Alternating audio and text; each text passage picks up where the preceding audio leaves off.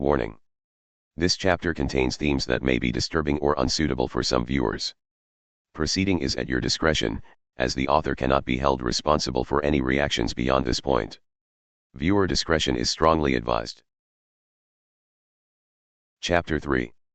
Now properly equipped from Thomas's suggestion, Elizabeth took a deep breath, her fingers tightening around the industrial-grade flashlight in her hand. The weight of it was reassuring, solid against her palm as she checked the batteries one final time.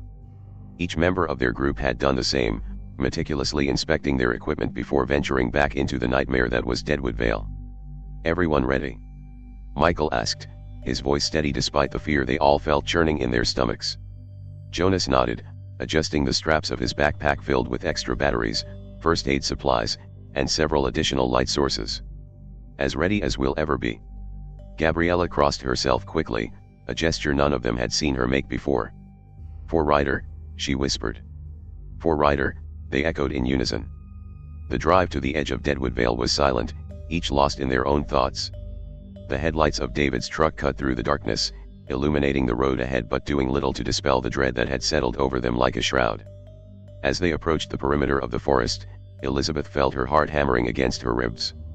The memory of Ryder's distorted face and that horrifying, inhuman voice still haunted her. But beneath the fear was something stronger, determination. She couldn't leave him trapped in there, possessed by some ancient devil. "Look," Penelope pointed as they parked the truck a safe distance from the tree line. "The police are gone." David frowned, peering through the windshield. "That can't be right. After finding those bodies, they should have had this place surrounded." "Maybe they're further in," Jonas suggested, though his tone suggested he didn't believe it either.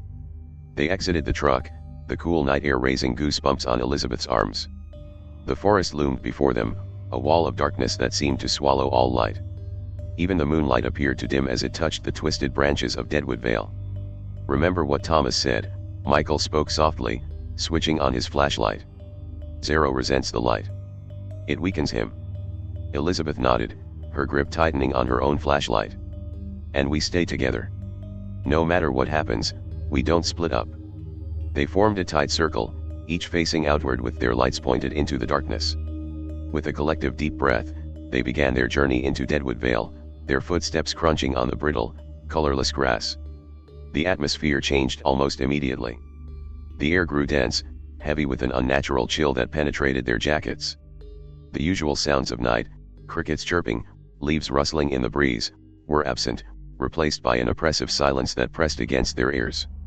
"I don't like this," David muttered, his usual sarcasm replaced by genuine unease. "It feels like the forest is watching us." "It probably is," Gabriella whispered back, her flashlight beam sweeping across the twisted trunks. "Stay focused."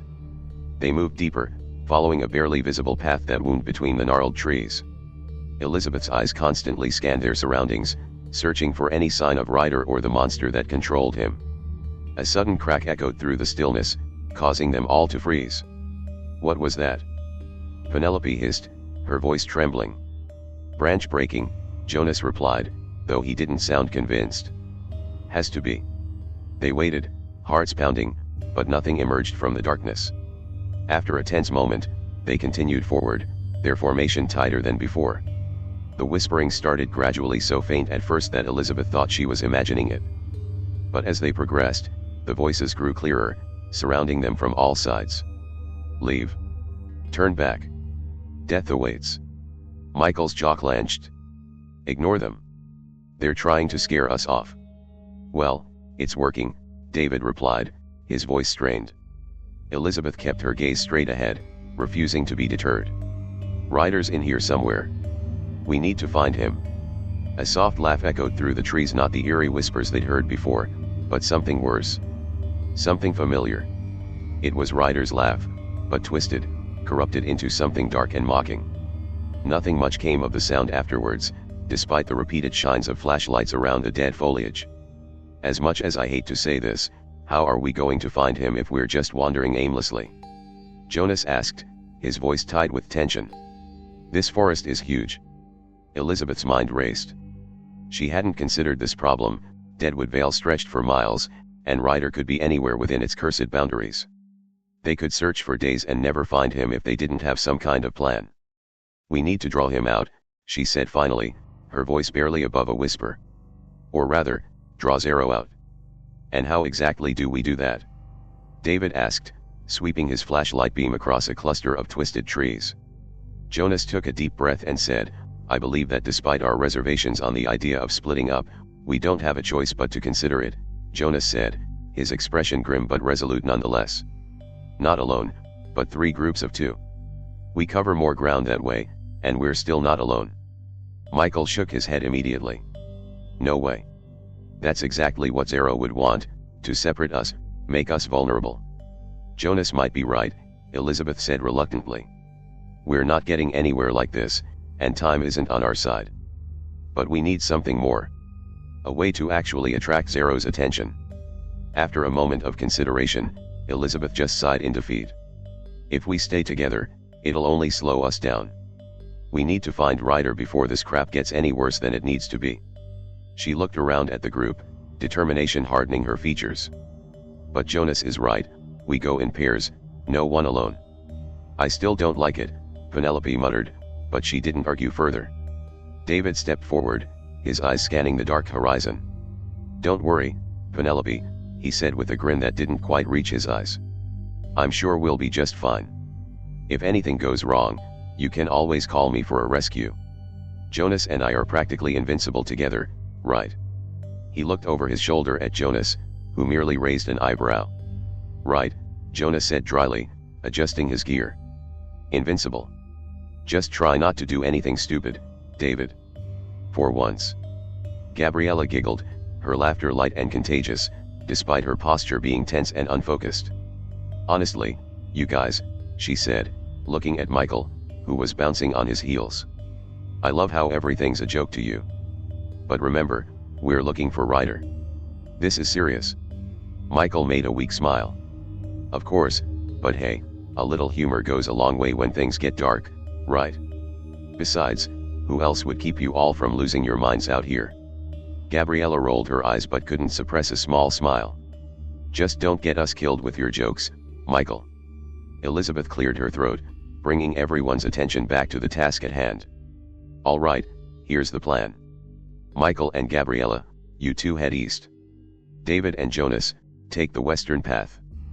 Penelope and I will go straight north. We'll cover more ground that way. And if anyone finds Ryder or Zero? Penelope asked, her voice barely above a whisper. Don't engage, Elizabeth said firmly. The last thing we want right now is to confront him alone. If you find something, flash twice. If you need any help, just wave your light around. Our phones is an alternative. Send 3 quick texts in the group chat. That'll be our signal. And if our phones don't work? Jonas asked, already testing his signal strength. Not surprising we're getting barely 1 bar out here. Then use these, Michael said, pulling out 3 small emergency whistles from his backpack. 3 short blasts. Should carry far enough in the silence. Elizabeth nodded, taking one of the whistles and slipping it around her neck. We meet back here if nothing comes of our search. Great, Penelope muttered sarcastically. One of us is bound to end up with a creepy ghost or something. Just don't get possessed, okay? Don't worry, sis. You've got me, Elizabeth said with a wry smile. Besides, no demons getting past me. With their positions set, the group took their first steps into the forest, the wind rustling the branches above them, a sound like distant whispers. The trees seemed to close in as they ventured deeper, each path leading them further into the heart of the darkness.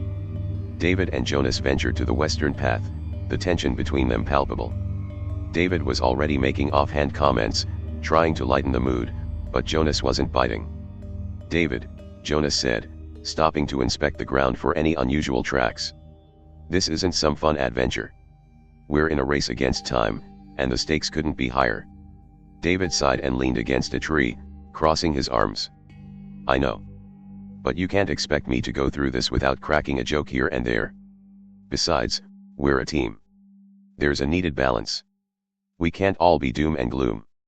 Jonas gave him a pointed look. You're right about one thing, you balance out my overthinking. He paused and wiped his brow, feeling the weight of the situation. But if we're not careful, we're all going to end up in the same place Ryder did.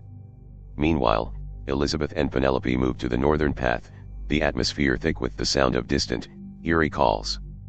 Penelope walked silently, her eyes scanning every shadow, every flicker of movement.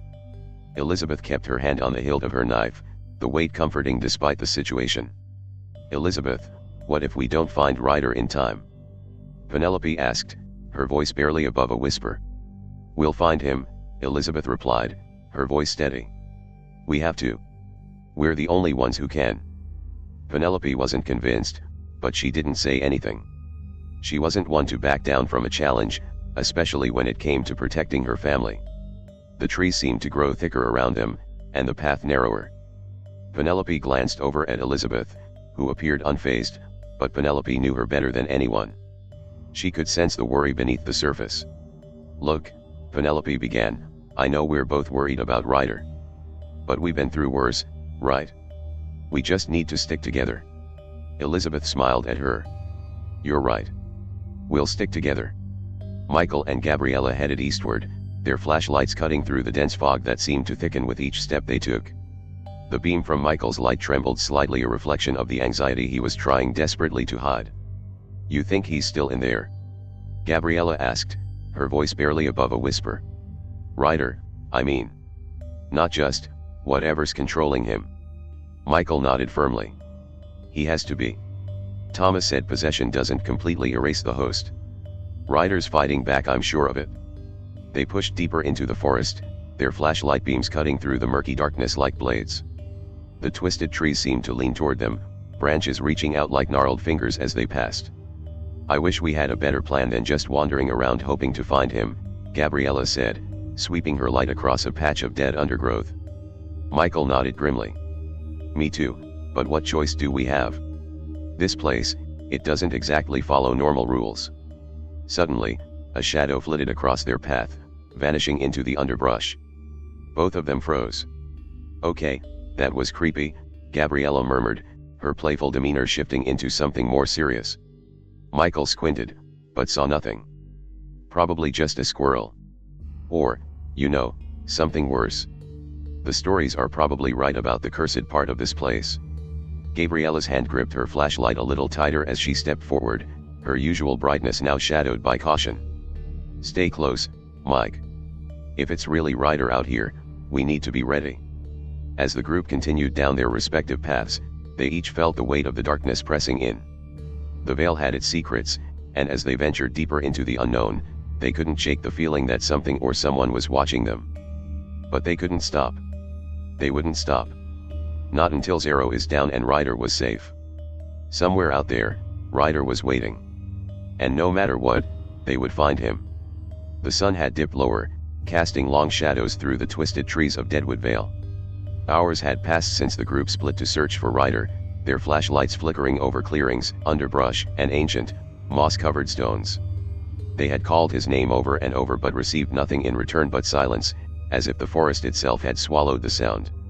When they regrouped beneath a hollow tree marked with deep claw marks, frustration and exhaustion weighed heavy. "Nothing," Gabriella sighed, wiping dirt from her cheek. "Not even a footprint." Michael shook his head. "Whatever trail Ryder left, it's cold now. Zero's smart, he's hiding him somewhere deep." David paced back and forth, fists clenched. "This doesn't make sense. If Ryder's alive, there has to be something, a clue, a message, anything." Jonas knelt beside a patch of disturbed earth, squinting in the dim light. "We can start forming theories. If Zero wants Ryder alive, he's not going to kill him outright. He's probably being used, maybe as bait or a vessel. Somewhere remote, protected. Then where the hell is that?" Penelope muttered.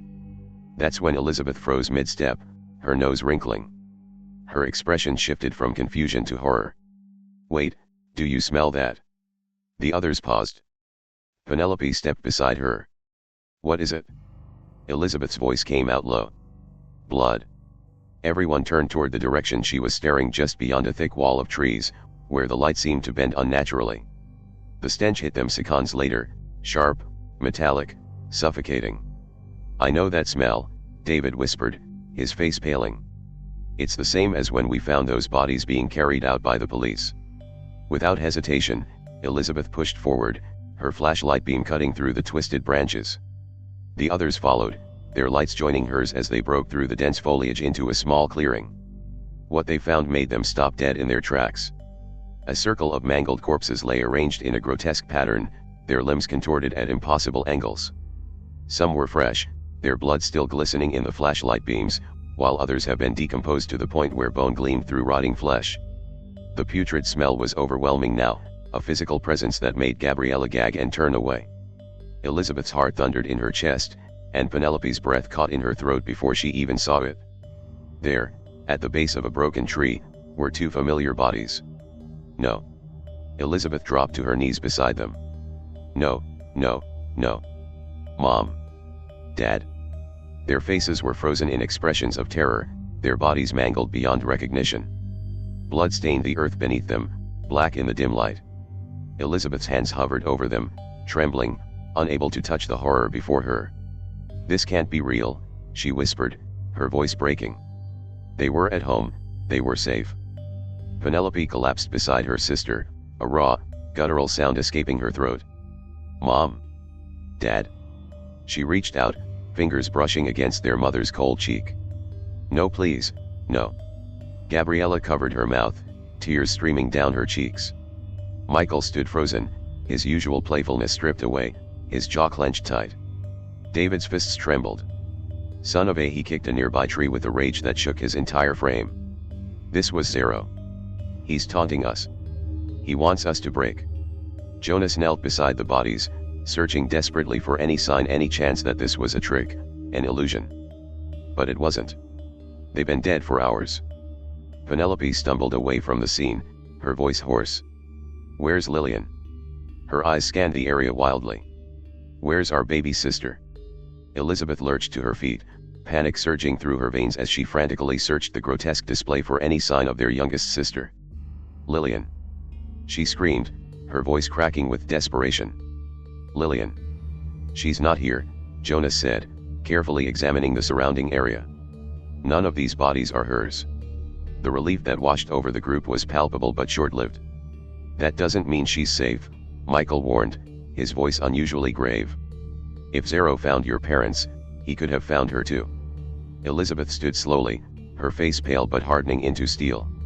Her hand found Penelope's, gripping it tight. We're going to find her. And Ryder. And we're going to end Zero. David looked at the group, fire in his eyes. Then what the hell are we waiting for? The silence that followed was shattered by a distant, haunting laugh, Ryder's laugh, but distorted and hollow. It echoed through the trees, seeming to come from everywhere at once. You hear that? Michael whispered, his flashlight beam sweeping frantically through the darkness. Elizabeth's grip tightened on her own light, her grief momentarily pushed aside by a surge of determination. He's close. He wants us to follow. It could be a trap, Jonas warned, but his voice lacked conviction. They all knew they had no choice. Trap or not, we need to find that monster before he hurts anyone else, Elizabeth said, her voice hardened by grief. If he has Lillian. She couldn't finish the sentence. The thought was too terrible to voice. Penelope wiped her tears with the back of her hand, her expression shifting from devastation to cold fury. Mom and Dad, they weren't even part of this. They didn't know anything about Deadwood Vale. Her voice trembled. Zero's going to pay for this. They knew now, this wasn't just about saving Ryder anymore. Zero had made it personal. He wanted them to feel hopeless. Broken. But they're not going to let their grief consume them. Same groups, Elizabeth ordered. But this time, we don't leave any stone unturned.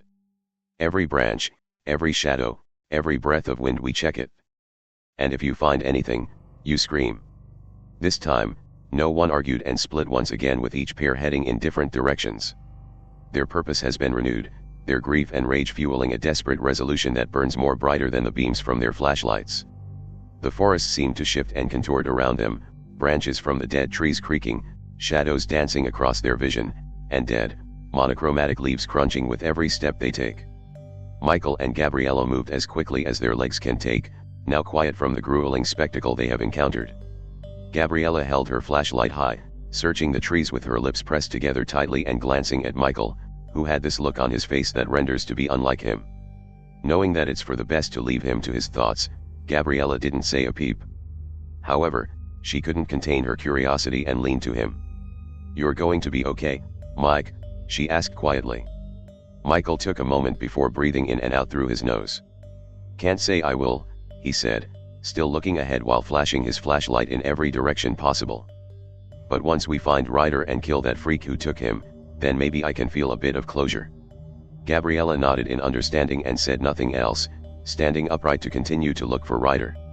David and Jonas moved with focus that can put a laser to shame. David's rage burned within his gut, his hand tightly gripped on the flashlight that Jonas was worried that it would break. Despite the rage bubbling within him, Jonas placed a hand on David's shoulder in an attempt to keep him grounded. "I understand your rage, but don't lose yourself in this. I'm sure we'll find them as soon as we can," Jonas said, receiving a slight shrug from David to get his friend's hand off, which Jonas respectfully stepped away from him. "I won't lose myself," David replied through tightened teeth. "But if I see Zero before you do, there won't be anything left of that devil when I'm done with him." Jonas sighed through his nose and simply nodded. He knew not to press the issue further when David is close to being knees deep into his rage, and simply shined at every nook and cranny of the cursed foliage. Elizabeth and Penelope searched in silence, hearts pounding with grief and dread. Penelope had tears on her cheeks, but her face was set.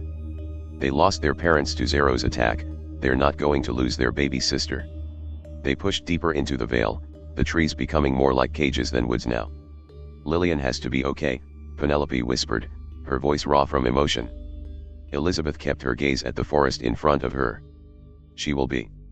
Let's just hope Ms. Yates found her while she's still moving," Elizabeth replied firmly, knowing well how close their neighbor is with them. Despite the hardened look on her face, the sight of their mangled parents is still fresh in her mind. The group knows that somewhere in the branches, Ryder is still alive and Zero is only biding his time to tick them down one by one. The deeper Michael and Gabriella pushed into Deadwood Vale, the more the forest felt alive, breathing, whispering, watching.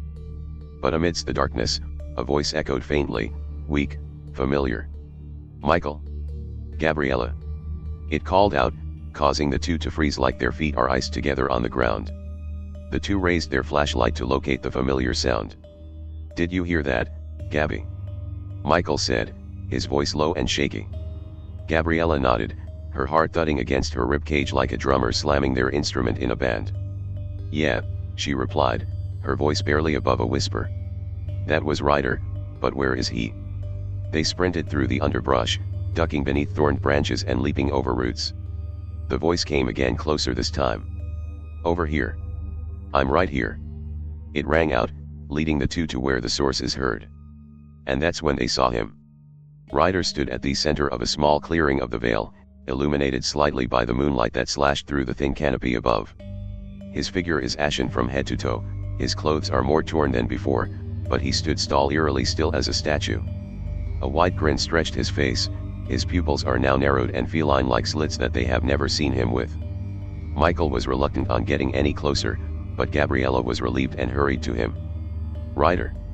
Gabriella called out in relief, but was suddenly yanked back by Michael, who got a grip on the back of her shirt. "Gabby, wait," Michael said as he yanked her back, causing her to break free from his grasp and look at him, startled by this. "Mike, what are you doing?" "It's Ryder. He's right there," she protested, but Michael was sensing that something was off way more than it already is and shook his head. "Well, yes, it may be him, but there's something up," he said, keeping his gaze on who seems to be Ryder. "Remember what he looked like when we first saw him? He had that terrified look on his face. Screaming. Now, he's smiling, and his eyes are now different." Ryder tilted his head, his grin never leaving his face as he took a step forward, causing Michael and Gabriella to take a step back. "What do you ever mean, Mikey?" "It's me, I promise on my mother. I was just scared before, but look at me now, I'm unharmed," he coaxed, his voice sweet and calm. "Let's go home and leave Deadwood Vale behind us, yeah." Gabriella looks at Ryder, then at Michael, and back at Ryder. "It sounds like him," she said softly, now torn on whether or not to trust Ryder or to keep her distance away from him. Michael didn't take his eyes off Ryder. "I don't think that's the problem, Gabby," he said, watching as Ryder's grin not wavering a bit while the forest seemed to hold its breath. Ryder took another step forward, prompting the two to back up a step again.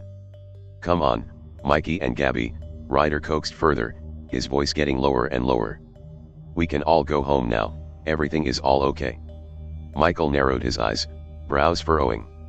"You're not blinking," he pointed out, causing Ryder to tilt his head further as his arms quivered and convulsed. "Why would I need to blink when I'm finally awake, Mikey?" Ryder asked, his eyes darkening as his smile began to widen to the point it appeared inhuman. Gabriella latched her arms onto Michael's bicep, shaking like a leaf at the biting cold breeze that slowly began to build up. "How do we know it's you, Ryder?" she called out, finally causing the man in front of them to stop getting any closer. The silence was deafening around the area, before Ryder breathed in a raspy breath before his eyes shifted into twin voids of inky black before a thorny tentacle sprouted out of the ground and shot itself like a bullet. Michael's instincts flared up as he pushed Gabriella out the way just as the tentacle got a firm grip on his ankle and yanked him off his feet. Without giving Michael the time to fight back, the tentacle began dragging him across the dry dirt. Gabriella got up from being shoved and scrambled after him. "Michael!" she screamed as she grabbed his arms and tried pulling with all of her strength. However, trying to free Michael from a tentacle that has an iron grip on him is like trying to fight against a moving car with nothing but a flimsy rope. Whatever caught Michael is winning, but Gabriella isn't willing to give up. Not after finally finding Ryder, whether in this state or back to normal. Michael gritted his teeth so hard, they may break from the pressure, as he clutched Gabriella's wrists as tightly as he could. "It's no use. Gabby, you need to run and alert the others," he barked. Gabriella shook her head as she pulled harder. "No. I am not leaving you behind," she shrieked, her heels scraping against the ground, picking up dirt and chipped wood. "Run!" Michael barked, even louder. Tears were falling down Gabriella's eyes, but she refused to let go. Her eyes darted on the man who she doesn't know anymore. He simply stood motionless as the black tendrils erupted from his bare feet like roots, one of which is pulling Michael back towards him. In a flash of instinct, and remembering what Thomas had said, Gabriella snatched her flashlight from where she dropped it and pointed it directly at the monster's face. Once the beam hit his eyes, the effect was immediate. The monster reeled back and covered his face with clawed hands as an unearthly screech tore from his mouth. Smoke hissed from his skin where the light had struck, and the tentacle that snatched Michael's ankle snapped away like a burnt rope. He gasped and scrambled to his feet as Gabriella grabbed Michael's arm and bolted with him in tow, dragging him across the vale. Behind them, the shrieking had stopped, and a deeper and more monstrous growl ripped through the air as Zero fully revealed himself, cracking through Ryder's countenance as thunderous footsteps echoed through the area. "Keep going, keep going, keep going. Don't stop running," Michael panted as they crashed through a dry underbrush, leaving cuts on their arms and legs. They didn't pay no attention to the pain, they knew they need to return and warn the others. Finally, after running through the darkness of what feels like hours, they spotted flashlights flickering in the trees. Elizabeth, Penelope, David, Jonas, the two screamed, their voice ragged from running. The group bursts out from the shadows just as Gabriella and Michael collapsed to the ground, panting and bloodied. "Gabby, Mike, what's wrong?" Elizabeth asked, concern in her voice as she watched them recover from winding themselves. Michael took deep breath and lifted his head up to look at the group. We found him. We found Ryder," he gasped, wiping the sweat off with his sleeve. Gabriella nodded, her face paler than the tree bark surrounding them.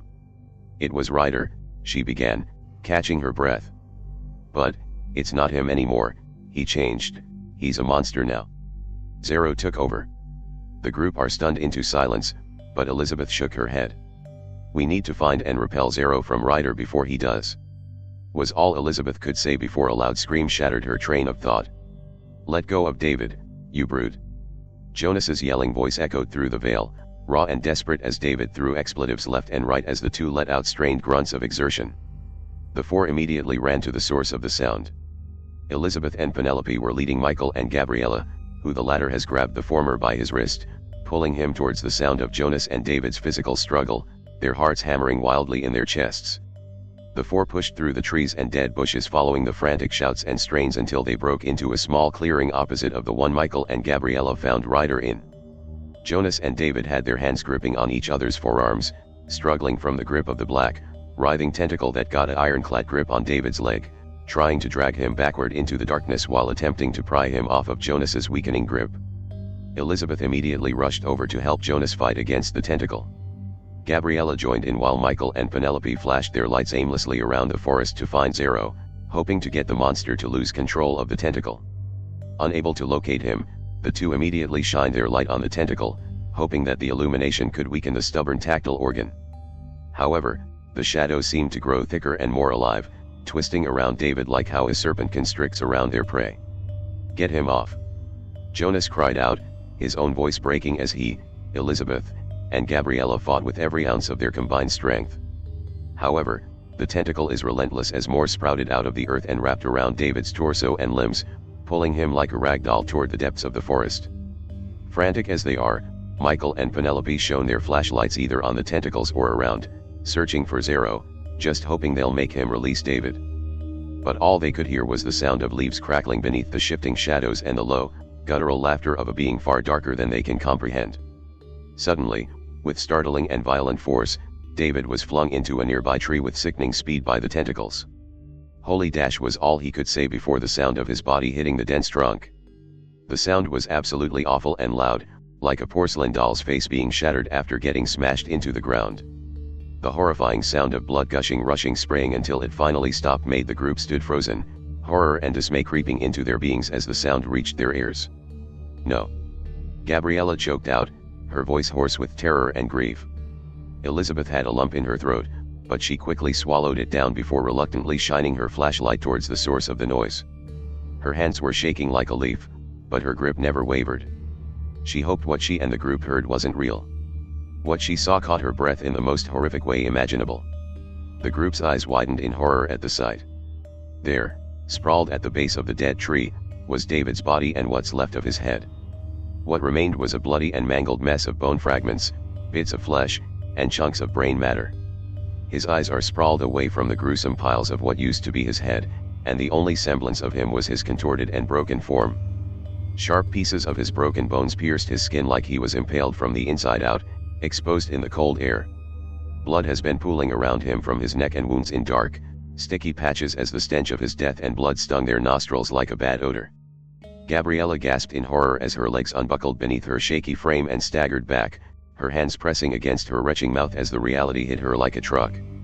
She turned, desperate to release of what's building up in her mouth before stumbling to the nearest tree just a few feet away from the gruesome sight. She leaned against it, her stomach lurching violently before losing the battle to her nausea and hurled, emptying the gross contents of her stomach onto the ground. Michael went over to stroke her back gently as she coughed and gasped for air, trying to steady herself, though the image of David's mangled, lifeless mass of a body was burned into her mind while Michael gently held her hair back, making sure none of her bile gets in her orange strands. Gabriella remained hunched over, groaning as she shook due to lightheadedness before weakly thanking Michael while he gently held her, patiently waiting for her to recover. Meanwhile, Elizabeth, Penelope, and Jonas stood frozen as their flashlights shook while staring at the ghastly scene before them. Tears were streaming down their faces as they hung their head down to mourn for their deceased friend. Penelope felt her hands clench into fists, her body is trembling as her teeth clenched, rage and grief mixed in like gasoline and water. "He's gone," was all Penelope could say before Elizabeth hugged her tightly. The two locked into their embrace as Jonas fell to his knees and closed his eyes.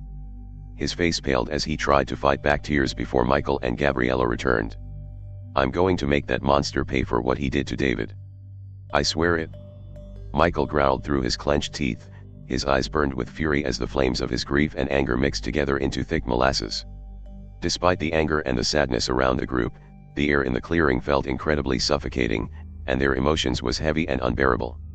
Each of them felt the weight of David's death, but the time to mourn is not there. Not yet, at least. Jonas stood up, his eyes opening to reveal the lingering sadness, but newfound resolve. "We need to keep moving," he finally said, though his voice is still breaking. "We need to do this for David, for Ryder. We can't let Zero get away with what he had done, we can't let this death stop us now." They nodded, wiping away any remaining tears that were streaming down their faces. While the grief within them was thick, a deep ache raw in their chests, they cannot wallow in it. They know Jonas is right, because if they don't stop Zero, there will be more casualties before they can find a chance to move. They all stood in the clearing, gathered around the body of their fallen friend, but their resolve slowly, but surely, hardened. Gabriella wiped her mouth, still pale from the ordeal, but stood tall. "We'll find that devil and make sure he wishes he never entered this world ever again," she said, her voice now low as she gripped her hands into fists. The others gave a single, firm nod. With David's death weighed heavily on their shoulders, the group took one final look at the body. They all crossed their hearts for David, then pressed forward while their emotions seared into their chests. The need for saving Ryder, stopping the Devil of Shadows himself, surged within the group despite it all. They won't let David's sudden death be in vain. During their silent stroll, a low chuckle echoed throughout the forest. This prompted them to flash their light around to find the source of the sound. The air was thick with a sense of dread and grief as the image of David's corpse replayed in their minds like a broken record. No one uttered a word, not because they were scared, but because words simply couldn't describe of what they all felt. The only sound filling their ears was the crunching of dead leaves and grass blades underneath their shoes. The vale is now eerily quiet despite the echo-y crow they had heard earlier. The silence is too palpable, as if Deadwood Vale had gone still despite of what had transpired. There was no hoot of a distant owl or the rustle of any unseen creatures that could have kept it from falling into absolute silence. Every single step they take felt heavier than the previous. Then, it came once again. That same low, guttural chuckle that echoed around them. This time, it sounded mocking, cold, inhuman even. The sound slithered through the trees like a snake, bouncing from branch to branch, rendering itself as impossible to be properly tracked. The group froze as they spun around with their flashlights raised, looking for Zero. "Where is he?" Jonas hissed, finally breaking the group's silence as he swept his light across the tree trunks. "Where the hell is Zero? Come on, come on, come on," Michael repeated, lashing his flashlight around from tree to tree. With a sudden and loud snap, a tentacle burst from the ground beneath Elizabeth, wrapping around her ankle and yanking her down before she could get a chance to scream. Gabriella shouted an incoherent word, rushing to grab her, but then another appendage erupted and snatched her too, coiling around her waist and dragging her downward as well. "Not again!" Michael screamed as he reached for their hands and pulled, with Jonas helping on Gabriella while Penelope helped on Elizabeth. They all shouted as tried to fight against the tentacles, but the appendages surged faster now. One by one, each of them was grabbed, limbs flailing, screams muffled by the dirt as they were being dragged towards the forest floor.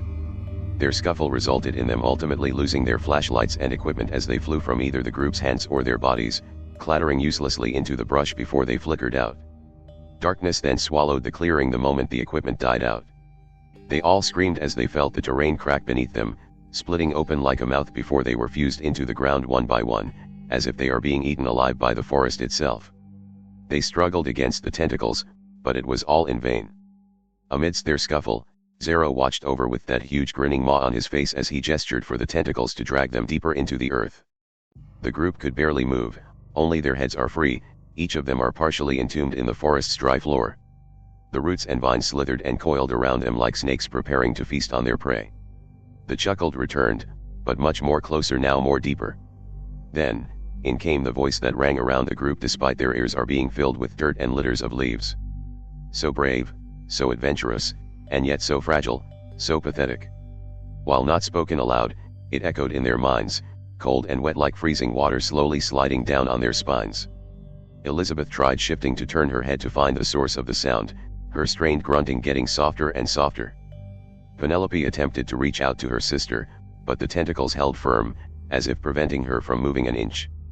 Michael tried biting into the appendages to get them to let go, but it only made things worse by it coiling dangerously close to his neck, waiting for him to bite again, as if daring him to even try again.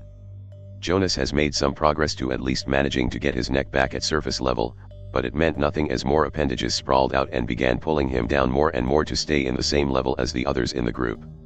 Gabriella is gasping and choking from the dirt as she constantly shielded her eyes from the flying dust from blinding her while the tactile organs pulled her down further into the soil. "You have arrived for your friend," the voice continued, amusement etched in its otherwise scorning tone. "But he isn't yours anymore. His body belongs to me, and all you're going to achieve is a more painful death than you can ever imagine. Ahead of the group, the shadows twisted and split as Ryder emerged. His eyes were pitch black once again, but his smile is eerily calm in contrast to the huge grin Michael and Gabriella had encountered earlier. His body was no longer trembling as if in fear but brimming with something else entirely. Power and absolute madness. Why do you all fight like this? Ryder asked the group, his voice layered differently, something to that of an ancient being who speaks in an echoey voice. I am at peace now, and soon you will be too. Just let it all happen and all of your troubles will disappear in the blink of an eye. Elizabeth thrashed and struggled against the ink-black vines. Ryder, please. Resist Zero's control. You're stronger than this. I know it. Yeah, you had struggled before, but you managed every time when the opportunity has risen. Just because this is holding you back, doesn't mean you should let it control you. Ryder simply stepped forward, his head tilting to the side curiously as if trying to understand something alien. You mourn the dead in front of you, yet you fear the thought of death itself. So, tell me, what is the difference between the lines? The others began to fight harder, writhing against the dirt of the forest's hold, but it wasn't any of use for them. The ground felt like quicksand, only slightly faster, tightening around them, drawing the strength from their own fear. Michael tried and failed to grab the tentacles that were close to his neck, Jonas's fingers were slipping from his grip on the grass, and Penelope kept trying to wriggle out of her constraints to no avail. We'll save you, Ryder. Gabriella gasped out, still trying to shift even an inch. I don't care what that monster has done to you, we will get you back. We will bring you back home. Safe and sound. This made Ryder pause, and for a flicker of a second, something behind his eyes twitched. The black voids faltered just for a blink, but then they returned as that cursed grin returned on his face. His form shifted and contorted to monstrous proportions as he stepped back to watch as their heads are now underneath the soil. I'm afraid that you're too late to help now, he simply said as the forest began to move more. The forest lets out a low, monotonous groan as the group was being pulled deeper. Then, the soil around them began to slowly close all around them. The soil was cold and wet, pressing tightly against their own skin. Dirt began to fill their noses and ears as the pressure around their limbs intensified with every passing second, like invisible jaws slowly closing. The forest continued to groan as it pulsed around them, breathing in unison with the corruption that currently dwells within Ryder's body. All the group can now do was scream. Ryder, please. Elizabeth cried, her voice hoarse and raw as tears fall down her face. I know you're still there. Fight it. Her words cracked through the oppressive silence, but the only response she received was the subtle rumble of the forest consuming them further. The earth had reached to her chest, pinning her tightly that she could barely expand her lungs to breathe for air. Ryder, please look at us. Penelope shouted, her voice sharp and desperate. Remember who you are. Remember Lillian. Remember everyone. You're not a monster, Ryder, you're our friend. Elizabeth's sweetheart. Ryder simply watched over, the grin never leaving his face, but his eyes were twitching another flicker. A ripple in the void that consumed him. His arms are now quivering again, but it did nothing to stop the burial. Jonas, who has dirt already reaching his neck, coughed and forced out, you used to tell me that I was the calm one, do you remember that? You told me to always think with my heart before thinking with my head. So do that now, Ryder. Honor what you had preached to me. Gabriella was inconsolably sobbing now, her tears mixing with the grime that had smudged across her face. Please, Ryder. Please. You were always the one who pulled us together when we can do that for ourselves. You're the one who made us better. This thing is not who you are. It's just using you for its gain. Michael was only barely able to move his jaw, his head now the only thing free above the earth. We're your family when your parents were gone. You never gave up on us. We didn't give up on you, not now, not ever. There was silence again, with the only sounds being the creaking groans of Deadwood Vale breathing around them. Ryder stood motionless, still possessed by the dark presence, but is now visibly shaking, hands twitching by his sides as his shadow flickered, and in those eyes, there is something that is struggling to surface. Please, Ryder.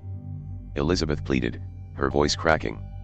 If there's even a shred of you in there, don't let this be how it ends. The soil had already began to reach her chin as Penelope was submerged up to her mouth, unable to plead now. Jonas is fading into the dirt fast while Gabriella could only breathe in shallow gasps, her chest is bound tightly by the vice of the earth. Ryder watched while the shaking happened, and one thing he heard was Elizabeth croaking out to him. "I love you." Then, one by one, the group is fully submerged into the soil while Ryder just watched with that blank stare grin on his face. The shaking had stopped as the low voice then muttered, "That was easier than I thought it would be." With that, Ryder's whole body was encased in shadows as it puddled into the ground and faded into the soil where the group had been buried into. The feeling of what seems to be soaked stone touched the group's skins. Elizabeth was the first to get up from unconsciousness, her vision blurry from the lack of oxygen, gasping and coughing for air. The others had followed behind on the sentiment, recovering until they can clearly see what's around them. Red skies shines around them as sickly wet grounds in various shades of gray stretched for miles around the group. It was as if they happened to find themselves in a purgatory-like realm. "Where the hell are we?" Michael asked, his voice raspy as he tried to wipe the grime from his face. The air felt thick and oppressive, clinging to their skin like a wet shroud. Elizabeth stumbled to her feet, her eyes scanning the bizarre landscape that surrounded them. It wasn't Deadwood Vale anymore, there were no signs of plantation around them. Instead, they stood on what appeared to be a vast, barren plain of stone that seemed to pulse beneath their feet like something alive. "I think we're inside Zero's domain," Jonas said, his voice hollow as he helped Gabriella to her feet. "The forest didn't kill us, it transported us." Penelope turned in a slow circle, taking in the alien landscape. "This is where Ryder's been trapped all this time." Her voice caught in her throat. The sky above them wasn't truly red, Elizabeth realized, it was filled with swirling clouds of the souls of victims, from both the past and the present.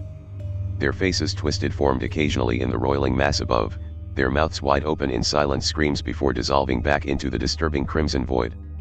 "This isn't what Thomas spoke to us about," Gabriella whispered, wiping the last of the dirt from her eyes. "This is something worse." Then, two of the faces amongst the river of wailing souls above them coalesced into familiar visages, their parents. Their faces contorted in agony as they reached down toward Elizabeth and Penelope, their ethereal fingers stretching impossibly long before dissolving back into the crimson sea. "Mom! Dad!" Penelope cried out, reaching up futilely as their forms dissipated. Elizabeth grabbed her sister's arm, pulling her close. "They're gone, Penny. That's just Zero taunting us." A deep, rumbling laugh echoed across the barren landscape, seeming to come from everywhere at once.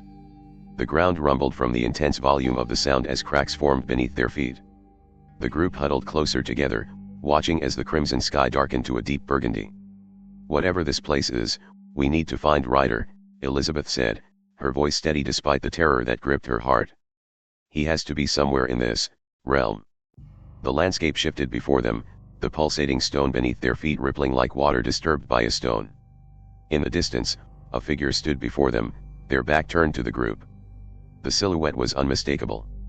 Ryder's athletic frame stood motionless against the crimson backdrop, slightly levitated off the ground as his hidden face is permanently etched into one of permanent agony, his eyes firmly locked onto the blood-filled sky as if he's being forced to look at something that would break anyone's mind. "Ryder!" Elizabeth called out, her voice echoing across the desolate plain. She started forward, but Jonas caught her arm. "Wait," he cautioned, his eyes narrowed. "Look at his shadow." Elizabeth followed his gaze and felt her blood run cold. Ryder's shadow wasn't human. It stretched and writhed across the ground like a living thing, its edges sharp and jagged, forming what looked like multiple arms reaching out to grab anything that dared to come close. The shadow pulsed and squirmed beneath Ryder's suspended form, growing larger with each passing second. "Is that Zero?" Michael whispered, his voice barely audible. "I think so," Jonas replied, his eyes never leaving the writhing darkness. "It's like he's feeding off Ryder somehow." Elizabeth took a cautious step forward, ignoring Jonas's warning hand. "Ryder," she called again, softer this time. "Can you hear me?" The suspended figure remained motionless, but the shadow immediately reformed as Ryder's form began to change horrifically. His limbs began to grow bulky and black like ink, claws extending from his fingers as his neck elongated with a sickening crack. The group watched in horror as Ryder's body contorted, his head swiveling a full 180 degrees to face them. His eyes were hollow voids, his mouth stretched into that familiar, inhuman grin. "Ryder is indisposed at the moment," the creature said, its voice a distorted version of their friend's.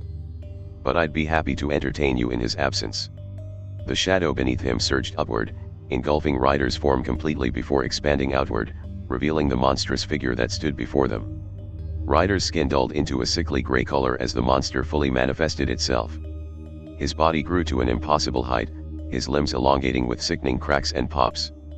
The thing that was once Ryder towered over them, at least 10 feet tall, his face a twisted mockery of their friend's features.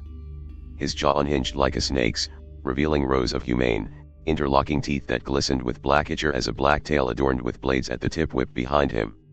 His fingers twisted into long, knife-like claws that scraped against the stone ground, leaving deep gouges in their wake. "Do you like what I've done with your friend?" Zero asked, his voice a horrifying blend of Ryder's and something ancient and malevolent. He fought valiantly at first, but even the strongest minds break eventually. Elizabeth and the others watched in deep horror of what Ryder had become. Zero tilted his head, his grin never leaving his face. "Ah, you all seem a bit scared. Well, don't worry your little hearts. I am not going to kill you all, yet. I'll savor each of your screams one by one, since I didn't get the chance to hear David's before he lost his head." The group recoiled at the monster's cruel words, each feeling the sting of David's loss anew. Zero's massive form circled them predatorily, his clawed feet leaving smoking impressions in the stone with each step. "What have you done to Ryder?"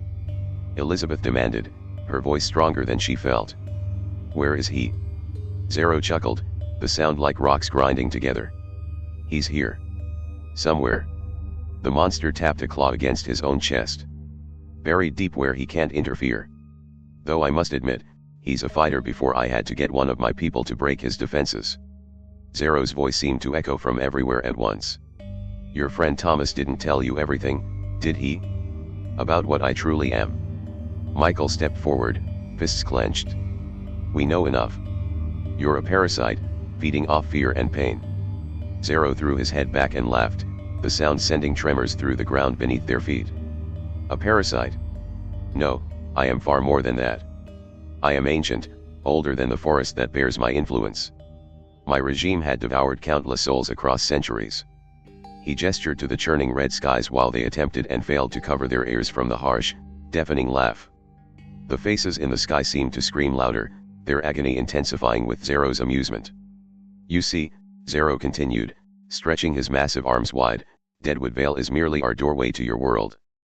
The forest feeds us, but with the influence of Father Morabane, I am not bound to it.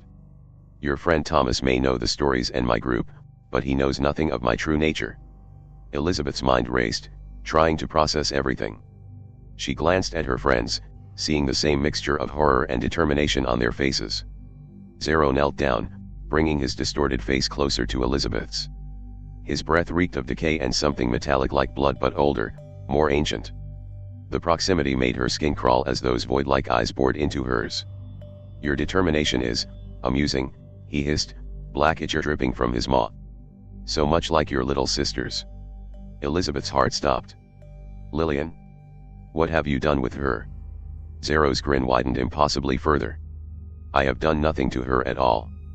She was an easy target, but if it weren't for Ryder fighting against my control, I would have taken her as well. The sweet, innocent ones always taste the best." His long, forked tongue flicked out, tasting the air. "But she lives, for now." Penelope lunged forward, only to be held back by Jonas's firm grip. "If you hurt her, I swear." "You'll what?" Zero cut her off, rising to his full height again. "Look around you. This is my domain. Here, I am a god, and there is no leaving what you already willingly entered." He gestured around the bleak landscape with a casual sweep of his massive clawed hand. "You will all join your friend David soon enough." Elizabeth stepped forward, placing herself between the monster and her friends. "No," she said, her voice steady despite her racing heart. "We're not going to die here. And we're taking Ryder back." Zero's laugh was like thunder. "Such bravado. A foolish attempt to conceal your truest emotions." His claws clicked together as he stalked around them in a predatory circle. "But I can smell your fear. It permeates the air like sweet perfume." "Elizabeth," Jonas whispered urgently, "we need a plan." "What plan?" Michael hissed back. Look at that thing. Elizabeth kept her eyes fixed on Zero, watching as the creature that wore Ryder's face continued to circle them. Her mind raced, searching for any weakness, any vulnerability they could exploit. Thomas said light weakens him, she whispered. But we have nothing here. Zero chuckled. You amuse me. I am feeling a little playful today, so let us commence with some challenges I am thinking of. Zero's claws skittered against the stone as he circled them. 10 challenges, 1 prize. Complete all of them, and I will let you go and bring you back your friend. Lose, and you will join with the souls above. Elizabeth looked up at the churning crimson sky, at the agonized faces swirling in its depths, then back at the monster wearing Ryder's face. What kind of challenges? Zero's grin widened, black ichor dripping from between his teeth. Oh, nothing too difficult. Just a few tests of your resilience. He raised one massive clawed hand, and the landscape around them shifted, the stone rippling like water. The first challenge is simple: survive. Without warning, the landscape around them shifted and warped. The stone beneath their feet cracked open, revealing a forest that shares some similarities to Deadwood Vale, but the grass is blood red instead of monochromatic, and the trees are twisted into unnatural shapes, their branches resembling gnarled hands reaching for the crimson sky. The group was suddenly standing in a clearing surrounded by these nightmarish trees, their bark oozing a black substance that pooled at their roots. Welcome to the first challenge, his voice echoed around them, though the monster was nowhere to be seen. This will be a game of hide and seek. You already know the rules of the game, with me being your seeker. You have up until a minute to find a place to hide. Survive for the maximum of 10 minutes, and you may proceed to the next challenge. The group exchanged desperate glances as Zero's laughter faded into the crimson sky. The twisted forest around them pulsed with malevolence, the black ichor oozing from the trees bubbling as if alive. 59, 58. Zero's disembodied voice began counting down, each number reverberating through the unnatural landscape. Split up. Elizabeth hissed, her mind racing. No, wait, stay together. There's no time to debate, Jonas cut in, his voice tight with urgency. If we don't hide now, he'll kill us all. The group scattered into the crimson forest as Zero's countdown thundered across the realm. The ground beneath them felt alive, pulsing with every step they took, while the twisted trees groaned and shifted as though aware of their presence. The black ichor dripping from the bark hissed when it touched the ground, searing holes into the blood-red grass. Elizabeth grabbed Penelope's hand, dragging her behind a massive, gnarled trunk that bent unnaturally to one side. Michael and Jonas sprinted in another direction, ducking into a tangle of roots that looked large enough to conceal them. Gabriella hesitated, her eyes darting between the others before she slipped into the shadows of a hollowed-out tree. The count continued, each word sounding as though it were whispered directly into their ears, no matter how far apart they were. 30, 29. Elizabeth clutched Penelope close, her heart hammering. Stay quiet. No matter what you see or hear, do not move. Penelope nodded, though her trembling gave her away. The forest fell into a heavy silence once the final number left Zero's mouth. For a moment, there was nothing, no sound of movement, no laughter, only the suffocating quiet that pressed down on them like a weight. Then, the sound of claws scraping against stone echoed faintly, far off but drawing nearer with every second. Ready or not?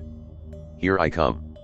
Elizabeth hoped there is divine intervention when the thunderous footsteps etched closer and closer.